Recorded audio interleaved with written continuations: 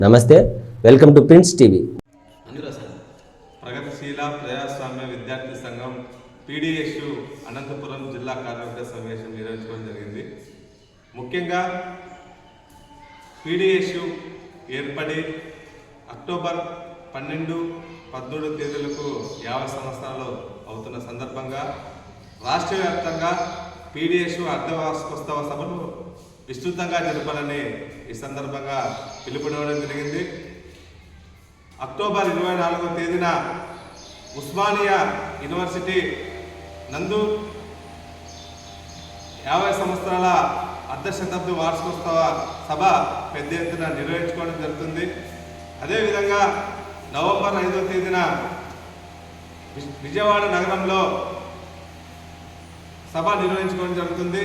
ఈ రెండు సభలు కూడా 50 సంవత్సరాలకు సంబంధించినటువంటి వార్షికోత్సవ సభలు నిర్వహించుకోవడం జరుగుతుంది. ముఖ్యంగా అనంతపురం జిల్లా వ్యాప్తంగా మండల స్థాయి నుండి డివిజన్ స్థాయి నుంచి పెద్ద ఎత్తున విస్తృతంగా పీడీఎస్యు 50 సంవత్సరాల అర్ధశతాబ్ది వార్షికోత్సవం జరపాలని ఈ సందర్భంగా విజ్ఞప్తి చేస్తున్నాం.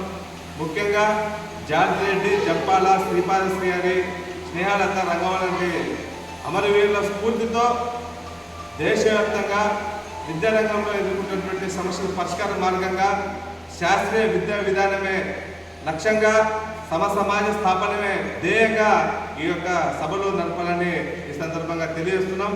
ముఖ్యంగా భూమి భుక్తి విముక్తి కోసం జరిగే పోరాటాల్లో పీడీఎస్యు పాత్ర వహిస్తుంది.